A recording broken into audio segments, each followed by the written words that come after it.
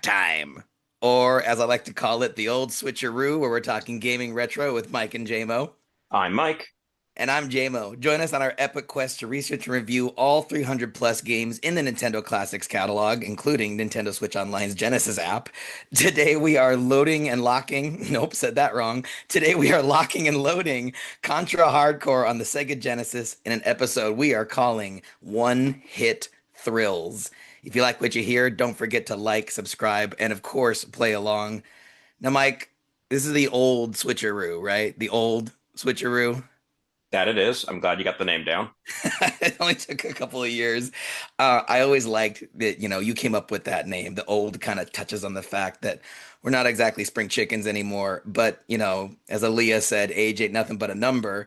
Except for our guest host today, I think it's more than a number. It has to do with the title of his show. Would you like to introduce him? Yeah, we are bringing on Markivus from 40 something gamers. Yes, hello. How's everybody doing? I'm glad to be on the show. And like you said, age is nothing but a number. But yeah, my podcast is 40 something gamers. Me and my best friend Sharon Harrington been best friends since the 1990s back in high school. We're 40 something and we're Gen Xers. And we like your show. We talk about retro games that we loved and grew up with, as well as current and games of now. Yeah. And I one thing I really loved, I was checking out a couple of your episodes, your Switch 2 breakdown, your physical versus digital. And I don't know if it's just like the vibe I put out or my proximity to Mike, but I get a lot of like naysayers in my feed. So it was so nice to just your positivity, I think. Your guys' love for games and just for your friendship, I think really bleeds into every conversation you guys seem to be having. Like it's such a pleasant and joyous listen. I really like it. You're also a musician. So I was wondering if you could touch on that a little bit and talk about maybe any gaming inspiration to your music. Yeah, so I have two personas. My hip hop persona is Furious, Furys, and as of this or last year into this year, I use my name Markivus Nious now, and I just do like instrumentals, lo-fi, sci-fi. Actually, there's an instrumental you might like. It's called "Strangest Things Cinematic," inspired by video games and strange things. What I'm looking to do with my hip hop persona, I was able to get sync licenses, Dance Moms, Breaking Bad, Say Yes to That Dress, Black Ink Crew, NFC Fight Nights. And one of my goals is to get more sync licenses and hopefully a background in a video game type thing. So yeah, so both hip hop and then instrumentalist, if you will. I love that. That's awesome. So is there a retro gaming soundtrack that's like your go-to? Like I know you talk on your show about being a Genesis kid, so I assume Streets of Rage is up there. Oh yeah. When I heard Streets of Rage 2, and then we recently talked about Technosoft's Thunder Force and Thunder Force 4 Lightning Force. Love the music to that. So are you more of like so there's a big debate about SNES versus Genesis, like who has the better? Like I mean the soundboard for SNES was just so much more expansive, but I feel like there's a crunchiness to a Genesis soundtrack that just it hits.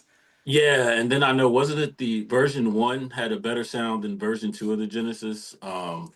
So I had the version 1, of course.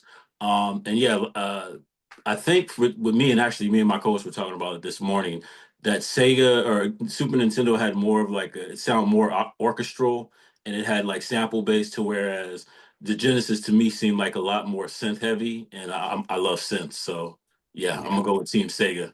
Who doesn't love synth? Mike, do you have a favorite retro soundtrack? I'm not sure I have one offhand. I mean, Yeah. I have Sonic Spinball on vinyl, but Mm. that was a nice crossing of options showing up there. Yeah, as a talented musician, I think Mark will appreciate that the theme song to Sonic Spinball, when researching for that episode, we learned that the theme song was written in like under 2 hours Oh because wow. they found out like the day before they were going to print the cartridge, like, oh, we don't have the rights to the Sonic theme song. That's owned by somebody else. Hey, Oh, you have 2 hours, make a theme song. And so that it's is just that is crazy. I don't know how long it takes you, but it took Sonic Spinball 2 hours. So. That no, that's impressive. That's pretty impressive. Well, guys, without further ado, the research center isn't going to save itself. Are you guys ready to go after Deadeye Joe? Yes. I'm looking forward to find out where he comes from and where he goes. Deadeye, not Cotton Eye. All right. So let's go ahead and get started with Contra Hardcore, released on the Sega Genesis in, as they say on 40 something gamers, 1994.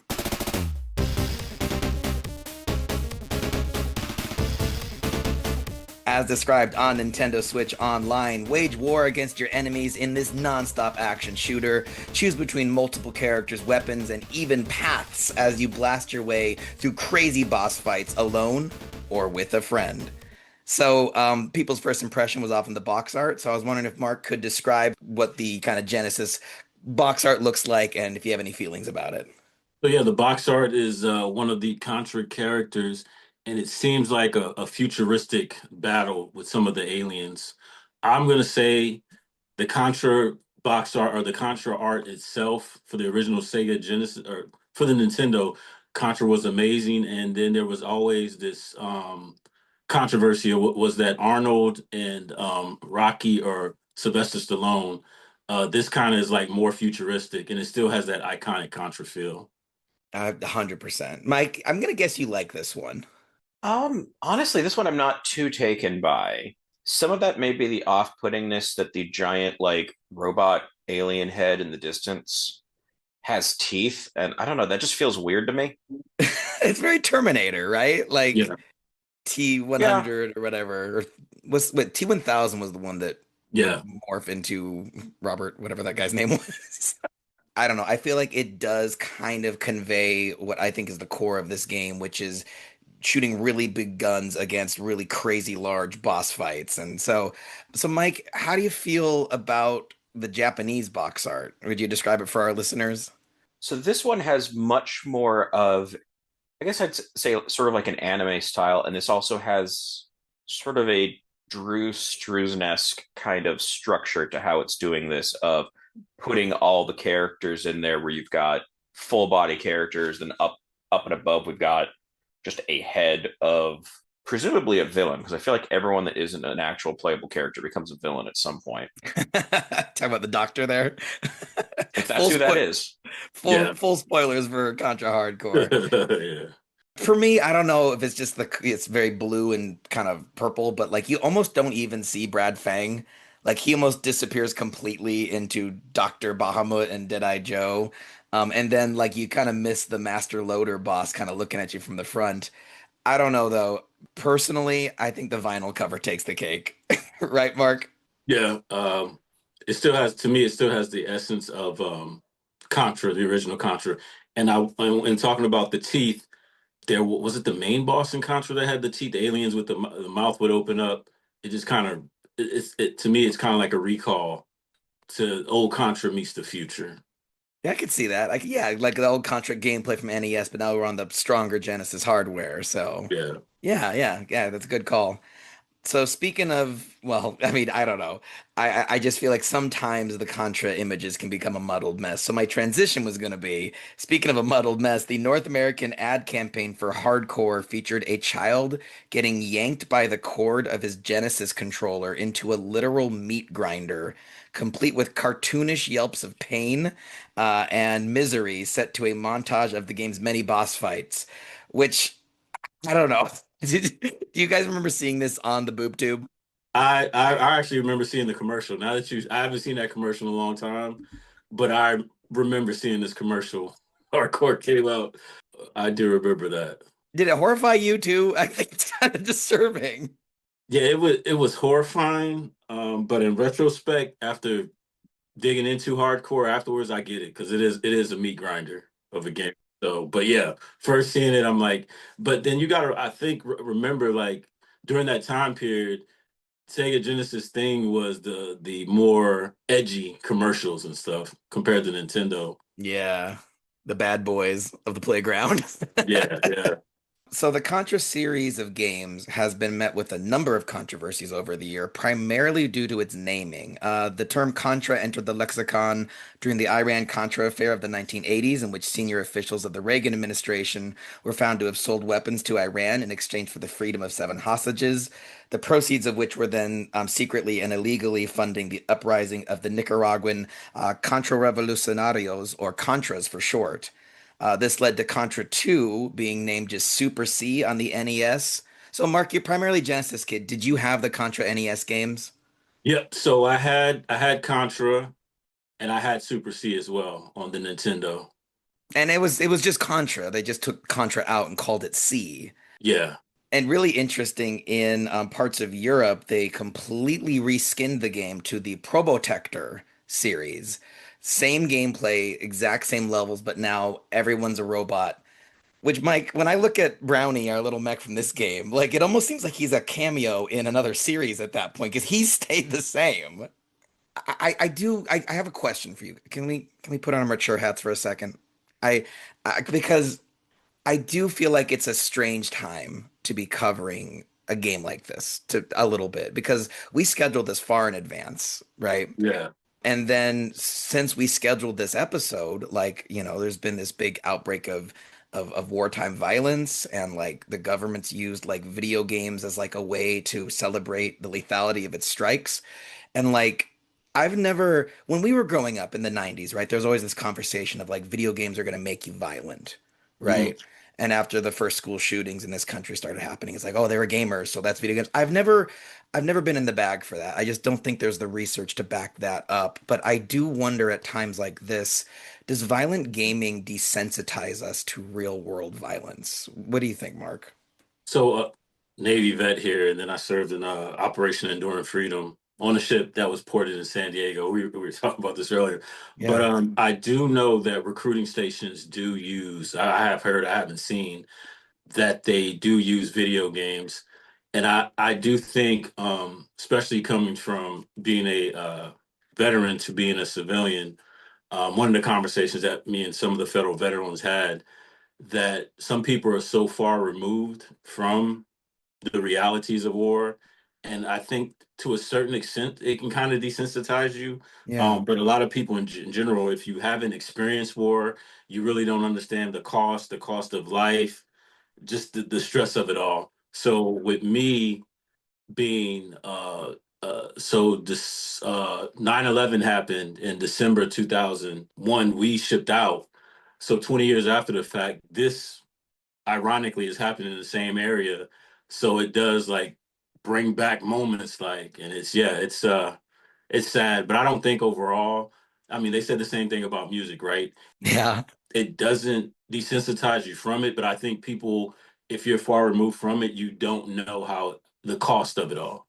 It also seems like video games have remained this sort of scapegoat, while at the same time, there's sort of the same people that bring up that criticism don't bring up the extent that, especially film, is almost directly being used as with terms of propaganda with the Yeah. military for them to be able to film a lot of stuff.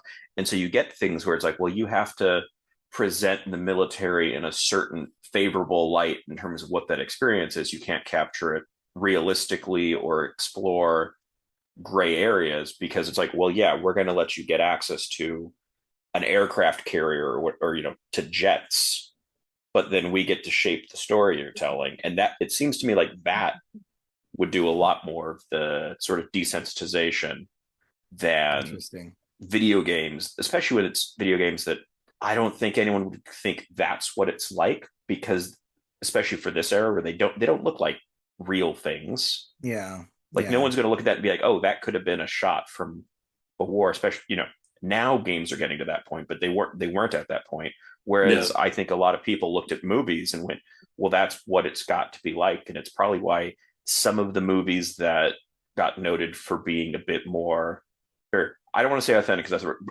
that were noted for seeming to not gloss over things were viewed as very jarring because they didn't match the images people were seeing. And I think like Saving Private Ryan had Mhm. was Yeah. notable for that, where Yeah. people are like, that is not the view of war that most movies showed. Yeah, I was fortunate enough to meet another veteran who actually adopted my dog because I couldn't find a home for her. So out in Arizona, we drove her out there, and he was talking about how much he loves to play Call of Duty, and like I'm just impressed at anyone who has the bravery to fight for the country, but then also to incorporate that kind of into their interests in a way that can be like he said it was almost relaxing, that Yeah. it was almost like almost a comfort to him to play. So did games like this hit different, Mark, after having served, or is like Contra so science fiction-y and from 2D? I'm guessing you weren't in the 2D perspective when you were overseas, so it's probably does it hit at all differently? No, no, because then this is from my childhood, Yeah. and it's not realistic. I mean, like you said, it's 2D, it's scientific, and I guess that's why. Now that you brought that up, I don't like war games, like the newer war games and stuff. I don't play. I don't engage. And then so I was on the ship. To this day, I've never been on a cruise ship. None of that. Yeah. You're But like that was enough. We're good. and then there's certain things like with a lot of veterans, like when I was on the ship, I was actually talking about this to a couple of veterans friends. We almost got jacked up in Singapore. Like Whoa. our boilers broke and we were in port, and the Al Qaeda were looking to do harm to naval ships that were ported there. Never Wow. really talked about it, but I can honestly say I've never had a video game where it triggered my PTSD. I do remember when Saving Private Ryan came out, a lot of World War II soldiers, it did trigger their PTSD. And there have been some movies like Black Hawk Down, but never from a video game. Never from a video game. Yeah. Yeah, I think the other thing that reminds me just in the more broader gun violence, not this thing. Years ago, Penn and Teller had a show where they kind of tried to debunk, where their thesis was debunking various things. And one of the things they did to kind of push back on the idea of video games as this cause of violence in America, one was to point out that there is this very specious connection between like gun violence and what was going on with video games in terms of how many people played video games versus not. And part of this is like why Penn and Teller made, was it Desert Desert Desert Bus? bus for hope. Yeah, Yeah. or just Desert Bus to make a point like, fine, here's a realistic game. No one wants to play this. You anyone who said games shouldn't have all this other stuff, it's like, well, yeah, you won't play this either. But they also compare how easily you can link kids getting hurt or killed to video games and what that is inspiring to the officially sanctioned things going on in schools like football, which Mm. actually does have a lot of injuries, a lot of, some deaths. You also get into things like traumatic brain injuries that are happening. You can much easier link something like football to bursts of violence later than video games. But that's normalized. But the other thing that they did, and they did this with permission with a kid's parents, was they took a kid who really liked video games out to shoot a gun, and it sticks with me because for as much as he really enjoyed the video games, there was a lot of shooting in what he was playing. He was not prepared at all for what it felt like to fire a real gun. Wow. Yeah. And then I think that was the case, like with violence, then Looney Tunes, those cartoons were ultra violent. That should have made all of us violent, right? The Looney Tunes cartoons. Well, you guys ever play with mallets and dynamite? Like, come on, like Yeah. that's childhood. Yeah. Well, I mean, you guys are both so mature and smart, and thank you for your service, Mark. I don't know, I don't know if that's too cliche to say, but like No, no, I appreciate it. genuinely appreciate it though. And our audience doesn't know that I've had this ridiculous picture of a Castlevania cameo in this game through this whole really serious conversation. But Yeah. this has a really famous Easter egg. Hardcore. This is my last piece of trivia for it before we get into the proper discussion. There's a secret boss named Simondo Belmont. He attacks with the whip and drops food by whipping candelabras that appear, and is even featured as an unlockable DLC character in what game, Mike? Um, I did not know. I did not know. Wait a minute. Vampire Survivors. Mike, I think you own this DLC. I have that character unlocked. I just don't think I ever. I there's a ton of Castlevania characters that show up out of that. I didn't really keep track of what they are. I just unlocked all of them. So this is, to be clear, from the Operation Guns themed expansion of Vampire Survivors, which is all Contra. And Mm. and so, Mark, we were talking before recording that this game is difficult. Did you ever get into the secret boss room? No, never got into the secret boss room. Okay. I I was having troubles with this, thought I had reached as far as I was going to get, checked out a speed run. The game's done quick speed run as a bonus due to the amount of money they raised for charity during that stream. The bonus was to go back and take this alternate route to credits The secret and boss room. the secret boss rooms. And because that was just before the point where I couldn't get further in the game, I remember looking at it and being like, I bet I can get to that. Yeah. I will give this a shot. Well, so then let's get into the next part of the conversation, right? So before we do the joy pros and joy cons of Contra Hardcore, want to go over our history with the game and how far we've gotten. So, Mark, you said this was a childhood game. Was this like a Christmas present or was this something you saved up for? Oh, for Contra Hardcore? Yeah. So I had actually this was I didn't really get into this game and later. I had the original Contra, I had Contra Super C for Nintendo. I then went Team Sega. One of my friends had the Contra for the Super Nintendo. Didn't get into this game actually much later. The Sega Genesis Mini was when I got this game. Nice. Yeah, so it came on the Sega Genesis Mini. And you said you got to around level 2 or 3. Yeah, 2 or 3. Yeah, the game is Sega had no, well, Capcom or Konami had no right making this game this hard. I actually found the cheat code where you can get 70 men, but it has to be on the Japanese version. And I know there's a way you can switch it on the Japanese version on the Sega Genesis Mini. I need to figure that out. So does this mean you also came across what else the Japanese version did that the American version didn't? I was really frustrated to learn this, that the Japanese version, number one, you have a life bar. So Yeah. you have 3 hits for each life. And number two, the Japanese version has infinite continues. Yeah. Wow. And I've seen it said that that was basically removed for the US due to the rental market in the US, and they didn't want people to be able to beat it that easily. Yeah.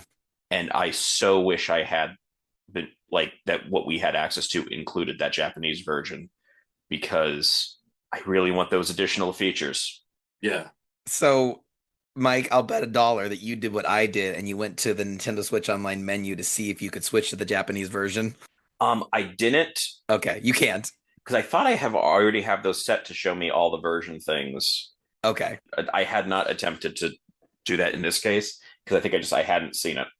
Well, I always wanted to play this game like really badly. I would see it in like magazines and, we didn't have the most money as a kid. So, despite what Mike would tell you, like we had a lot of consoles, but we weren't like regularly buying new things. So, if you didn't Yeah. find it used at the Game Dude warehouse, you probably weren't gonna get it. So, this was actually my first Contra game I've ever played. And when I learned that the game not only had branching pathways, but 5 different endings based on the path you pick. Not only Nintendo did I beat this game, Nintendo!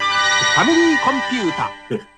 but I Nintendo did beat it 5 times, Mark. Oh yeah. Really? Oh my goodness. Now, full disclosure, I use the rewind feature a lot. Okay. Okay.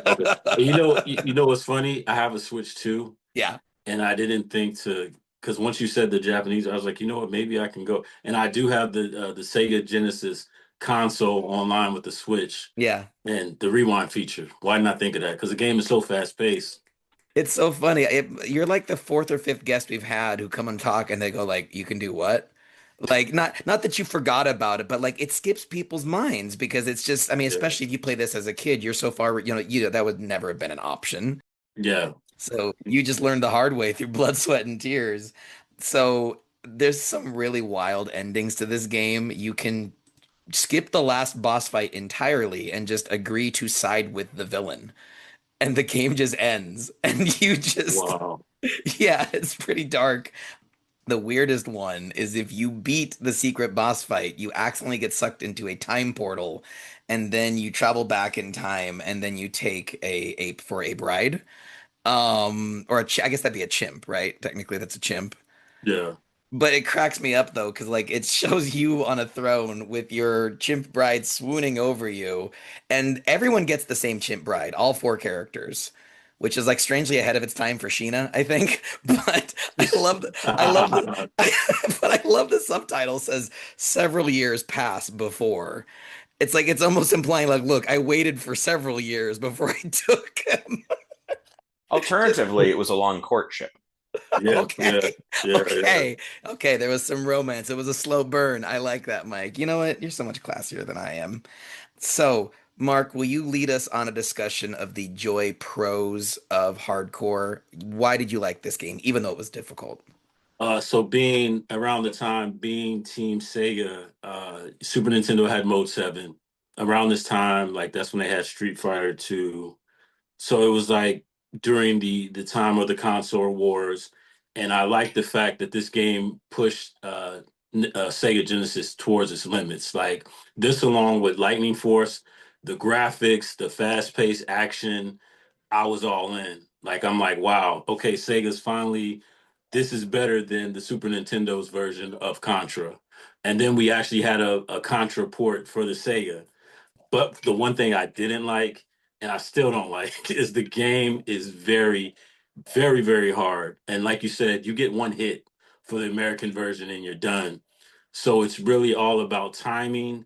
And it's even if you like do a misstep, they come at you so fast. So love the action, the graphics. Just hate that it's Mega Man on crack as far as the difficulty. And that when you get killed, you lose the weapon you have, and Hmm. that is so hard to recover from. Hmm. Okay, I'm gonna respectfully disagree because I did think that was interesting because in most 2D shooters of the era, I feel like you wouldn't hold on to all these different weapons. You would get a flamethrower and that would replace your homing rockets, and you could only hold one at a time. So like there were moments where I was like, okay, this part of the level I know is kind of platform heavy. So I'm going to switch to my least favorite weapon so that just in case I slip, I'm not dropping my favorite weapon that I know I'm going to need for the boss. Yeah. So I agree, Mike. It's frustrating, but when I compare it to other shooters of the time, I think that the kind of inventory system it felt kind of innovative, honestly. I think if it had the health bar where you kind of could work where it wasn't just a single hit would kill you, and then you're working around it a little bit more, like in that original version of it, I don't think would be nearly as frustrating. Yeah. Because part of what also then happens is you end up where like, okay, when I continue at this point, and I do not have the weapons I need to get through this. Did you guys have a favorite weapon? Like, well, who was your go-to character and what kind of weapon would you use? Because I think, especially Mark, correct me if I'm wrong, at the time, this was the first Contra game where you had this cast of characters, and not only are their weapons different, but like they're different sizes and Yeah. they're kind of different, even gameplay styles. Like the developers have been known to be like, okay, when you're playing as Brownie, the little robot he's warm and friendly like a hot plate of brownies, so they called him Brownie. And I guess his weapons are supposed to be more humorous. Like he has like a big yo-yo, and Yeah. his attacks almost look like he's playing with like bouncy balls or something. So he's supposed to be like the lighthearted kind of joke character. Did you have any go-tos? Mine was the OG Joe, and then the fire spread, and then laser. Yeah, Were my two yeah, go-tos. I mean, I centered in on a character because went through and basically tried each character, and the first time through died incredibly fast with everybody, yeah, until I reached Brownie, who was shorter, and so most of the enemy gunfire goes over your head. yeah, And I discovered that I could just kind of run while firing up on an angle, and I would kill anybody before running into them, and all the shots, none of their shots would hit me. And so I'm just like, well, I'm just going to odd job the heck out of this game. And so I stuck with him. And I think probably my favorite of his is actually like the upgrade to your standard weapon, which is just this constant fire of like arrows or something, because it was really easy to sweep the screen and just pick off everything. I thought you don't want to play Power Wash Simulator. It sounds like you turn this into Power Wash Simulator with the lasers just hosing down the screen. For me, I always gravitated towards whatever character's homing weapon was because, as you guys said, so difficult, and so much of me had to focus on my placement and my jumps and my slides. That like, okay, like I'm just gonna let Jesus take the wheel as far as like where these shots are going. I'm gonna focus on getting out of the way. So I was a big homing weapon guy. So the game at the end of level one, you can either choose to pursue the boss character, his name's Deadeye Joe, or you can respond to a distress signal at the research center. And it takes you on totally different paths. The levels are completely different, and it's affecting your ending. Mike, you tended to go save the research center usually, right? Because you thought the Deadeye Joe path was too difficult. Yeah, yes, there's a spider in there that I was not fond of. And so I went the other option in part because I reached a point where I really had just gotten down the entire other route in terms of everything to do. Both routes are really interesting. This kind of touches on the thing that just impressed me with this is just how this game looks and the kind of motion and stuff this has was not something I was expecting. Yeah. And so for that, where you're basically on a plane for that the entire first half of that, Yeah. and it is like the plane is turning, like it'll go from it's flying, you're seeing it from the side to it will turn around or it'll be turned to face the camera, and it does handle a lot of that motion really well. Like I was not expecting it to do that. Yeah. Yeah. It lent a level of like 3D-ness to the feel of it. Yeah. And so I kind of just went through that and got to a point where it's like, okay, I have the hang of each of the like four sorts of stages of enemies through that. And I think there's one that was still a total pain, but the first three, I got to the point like, okay, I've got everything. I know everything I need to do to get through each of these without taking any hits. And then getting back to the lab and discovering like I don't have to kill the enemies. I just have to run past where they all are to the boss. Yeah. So it's pretty much just it was very much just I'm just going to run to the right while firing until I'm out of this. And that was a boss that was difficult until I finally had it click on what I could do to. I couldn't get it in the first cycle, but it was always a 2 cycle thing. And it was I found the right spot to stand and the right weapon to use to get through it real quick. And we got to talk about the bosses. These bosses, like the game starts, I think level one has three bosses, Yeah. including like the guy who's my background for the Zoom right now, the giant Yeah. Cyclops, and like that was the shot in magazines. Maybe go like, I gotta play this game. Look how big those bosses are. Like, so, Mark, did any of the boss stick in your mind? So that guy back there, he kind of had like the X-Men like look. And I think we get on this is you have to find the correct timing and then also the correct spaces. Once I found that sweet spot where the fireballs come out, it's like, all right, here's the sweet spot. And like you guys said, the option that you have to either go after Deadeye Joe or uh, check on the facility. By level one, I'm like, you know what? I'm already 3 bosses in. I'm not going to engage and go this route. That seems more dangerous. But no, the bosses were very, and compared to like Contra and Super C, the bosses were really heavy. To whereas, in Contra, they kind of were like, okay, the mouth moves, and here's 3 shots that come after you. No, these bosses move. They move fast, and it's all about timing. And like you said, having the correct rhythm and having the correct weapon and sweet spot. And unfortunately, it takes lives to get to that point, right? Yeah, it takes, or you just rewind like a bastard, like I do. But like, Uh, I'm doing. It also really, or since I streamed playing this, I had someone stumble in because I was playing this game and who started out with like, how have you never played? How is this your first time playing this game? And it's like, okay, I don't have answers for that. Weirdly was recommended that apparently you can hook up a keyboard to the Switch, which I didn't know was a thing you can do. yeah. That is apparently a better way for playing this. I didn't Hmm. experiment with this. It was just like that is a whole realm I hadn't considered. But the other big part was getting told like utilize sliding, which I had not realized how important it was going to be. And when someone's like, yeah, no, do this, and you get some iframes that you can use. And it's like, oh, I didn't realize it would do that. That really changed strategy on some parts of this. I didn't realize that the slide technique, because this is the first Contra game to have the slide technique. I didn't Yeah. realize it gave you invincibility frames. So this is, you know what? Dark Souls, they owe something to Contra Hardcore, I Oh guess. yeah. Yeah, no, Yeah. like this is why for that alternate ending early, where you just have three bosses to get through. You thought maybe you could do it. For the first one, when I was doing it on my own, where it's the Simondo Belmont, it was basically just fire a lot, and as soon as it reached the point where he comes at me across screen, it was just straight slide right past him, turn around, and continue firing. And it was actually a fairly easy fight for me. Yeah. And it was entirely because like, oh, I can slide through with this. And sometimes I couldn't get the timing right, but that opened up a lot.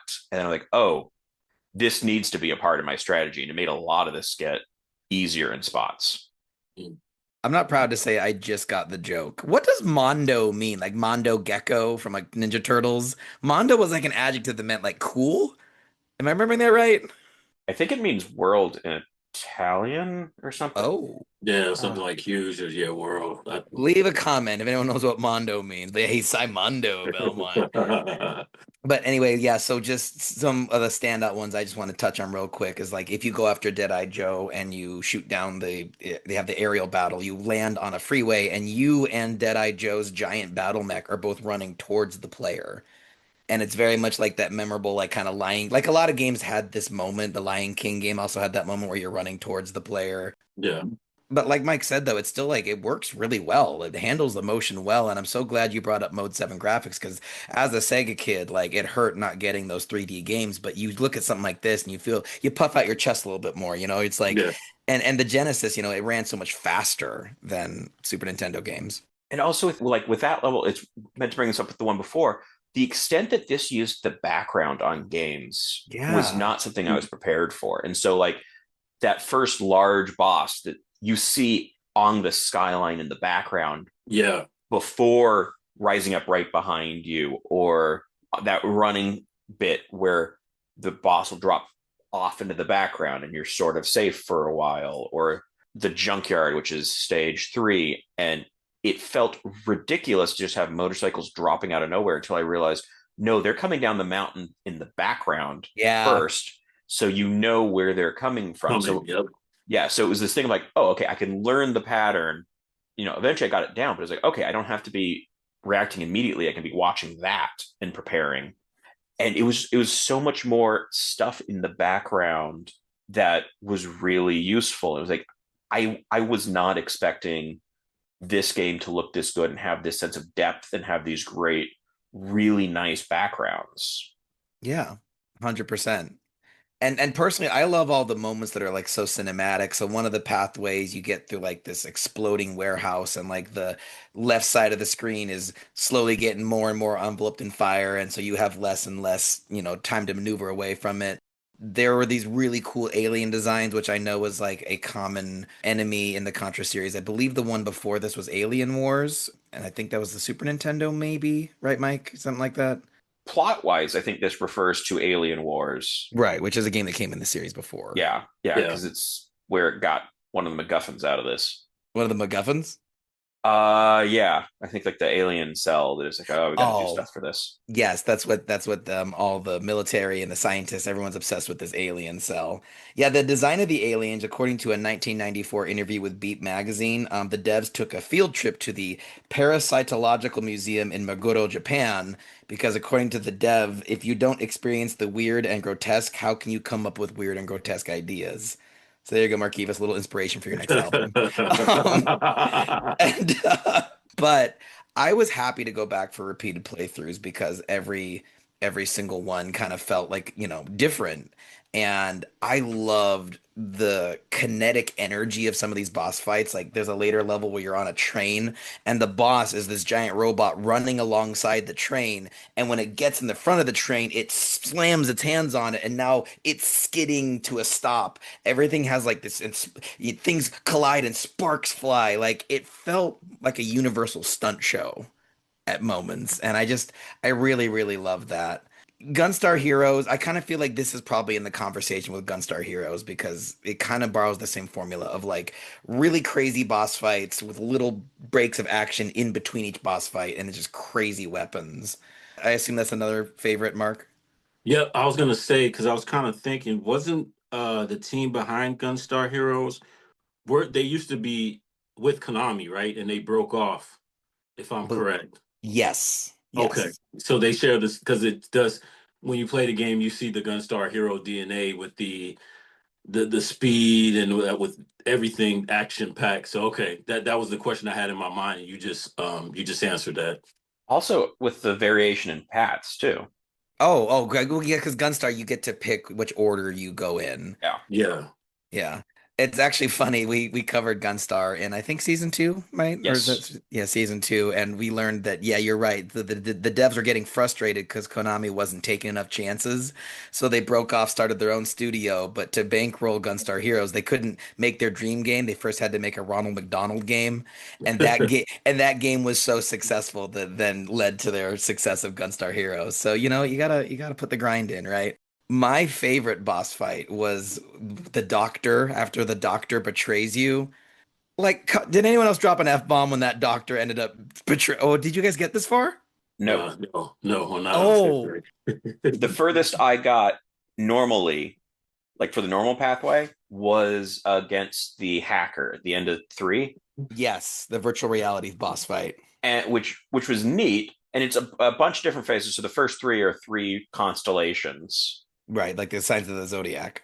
Yeah, so you end up with Taurus and Sagittarius and Gemini, which two of those have attacks that make sense, and then Gemini's just being weird. Twins are weird. Yeah, it's like I don't know what they're doing with that one. Whereas Taurus is it's a bull, it charges you. Yeah. Yep. Sagittarius is an archer, fires arrows at you. And then it goes weird into like a bunch of squares in the form of a tank. Yeah. And that is where I had issues because and having looked at speedruns, everybody else, their natural fire height is the right height to hit that target. Oh, but Brownie's not. Brownie is not. And so it's a lot harder because I had to keep jumping to try to do damage.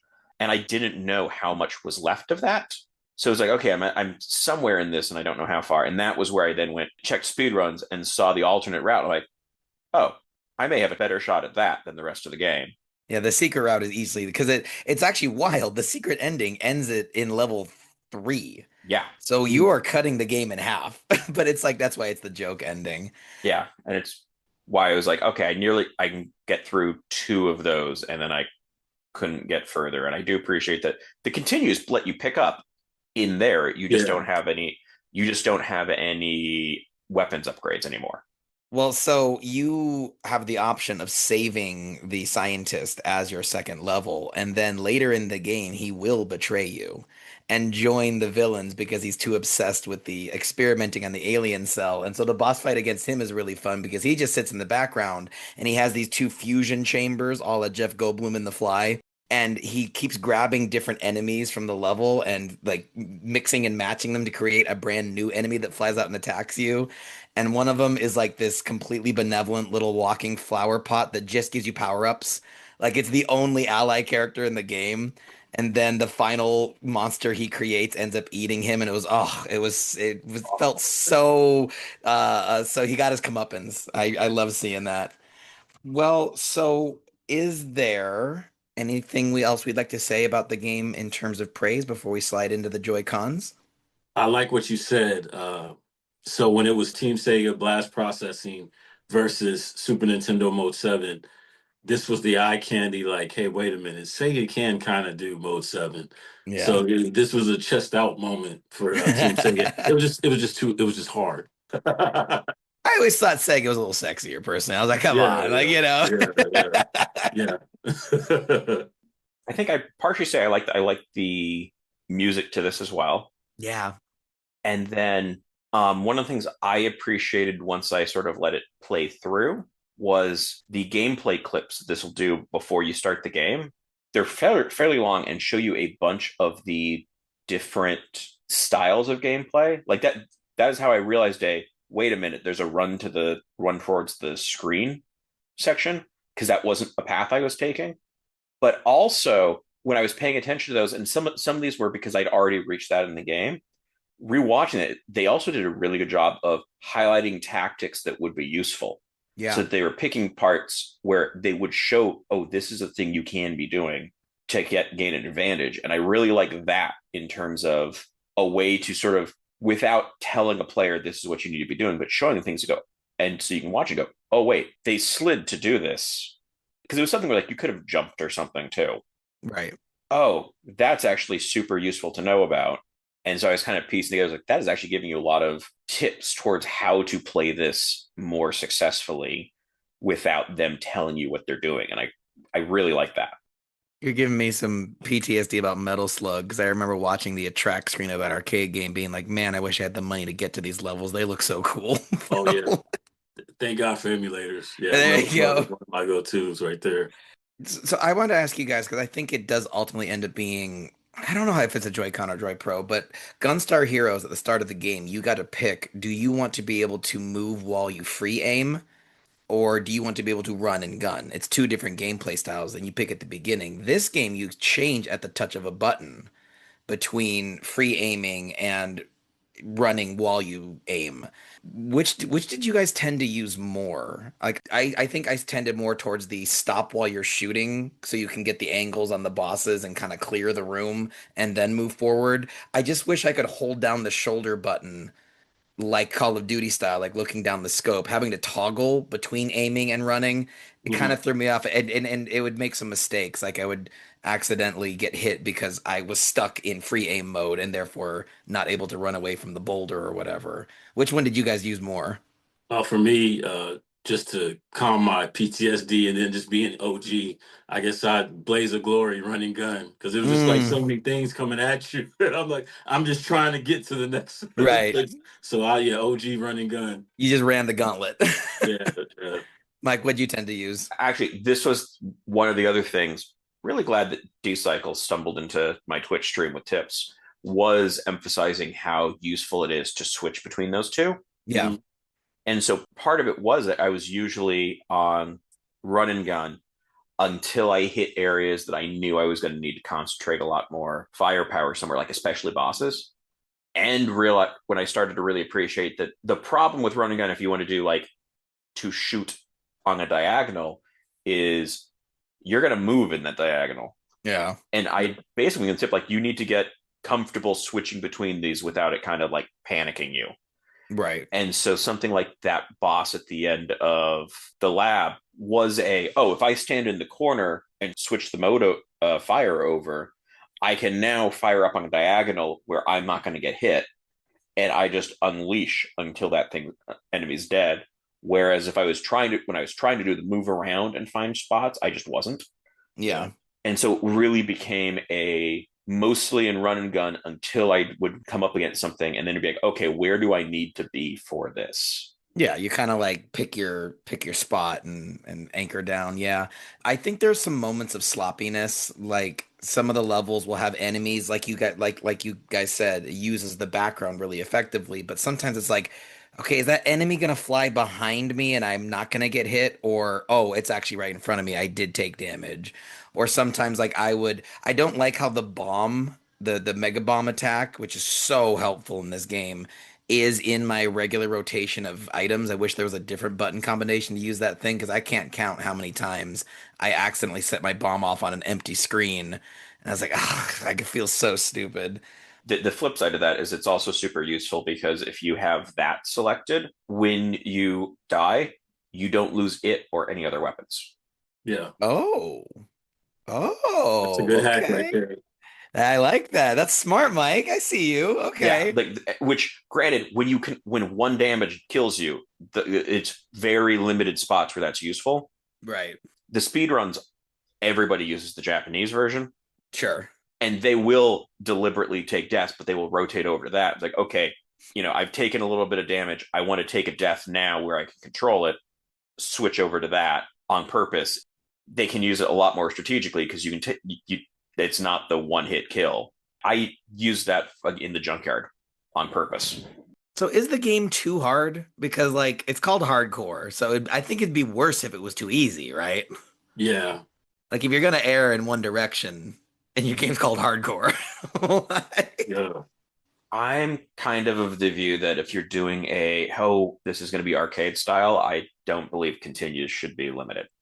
okay, Yeah. let me Yeah. try this level over and over again. Yeah, like let me do that. If we're going to do the arcade mode, I 100% would much rather have the Japanese version or the option to have the Japanese version. Yeah. Yeah, that was a bummer to discover it wasn't in there. I This is nitpicky, okay, but it's really bothered me.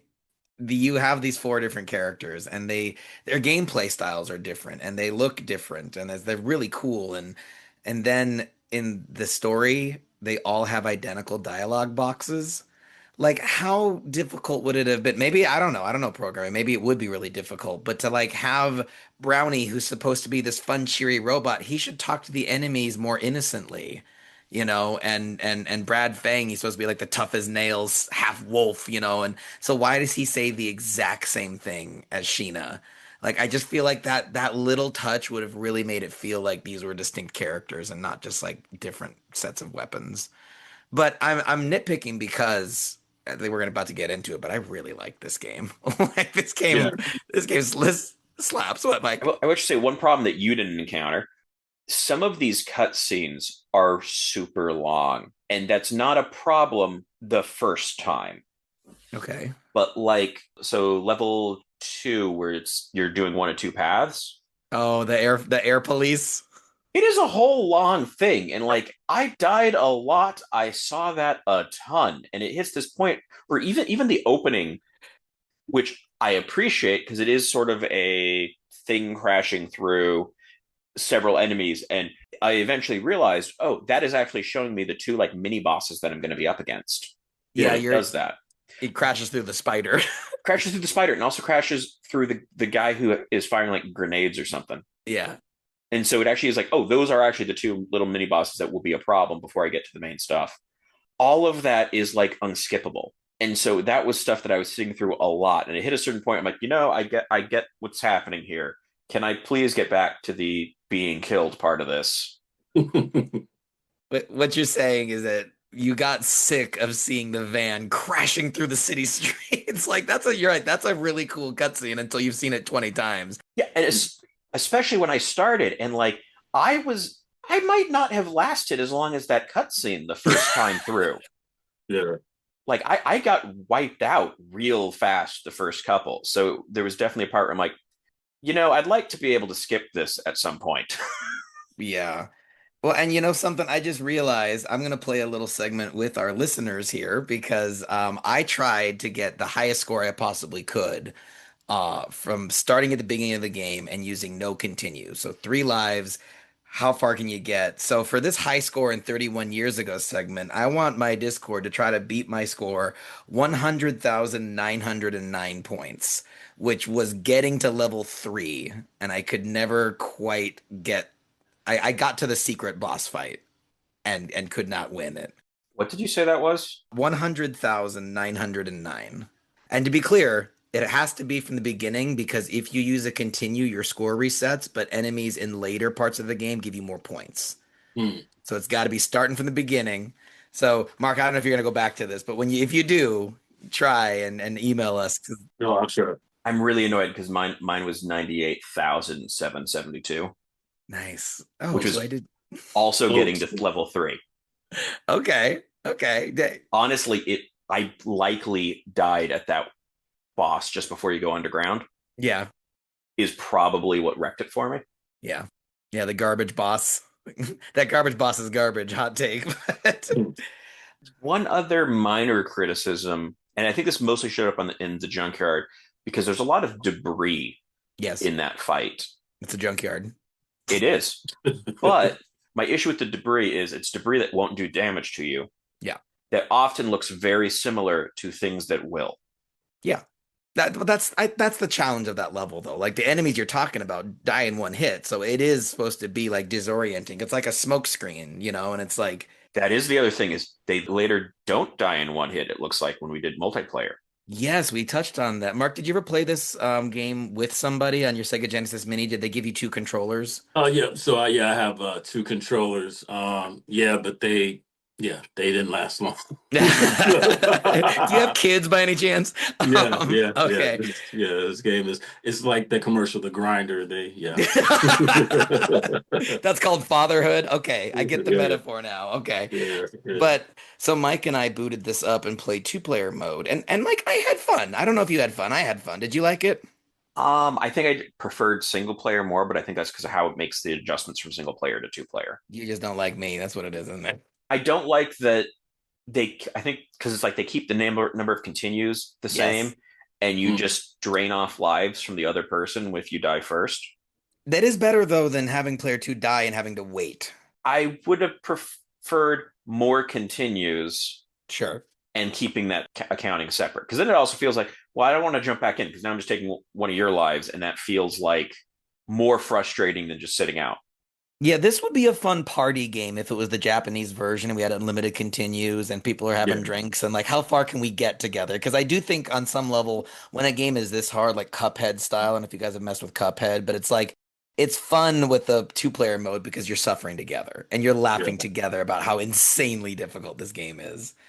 Well, guys, I think we've covered the Joy Pros, the Joy Cons, and every bit in between. So it's time to declare today's game as a Nintendo or a Nintendo-Don't. Mark, can we start with you? I'm gonna say Nintendo, even Nice. though it's hard, it's still an impressive game, and I think it aged well. So yeah, Nintendo for me. Excellent.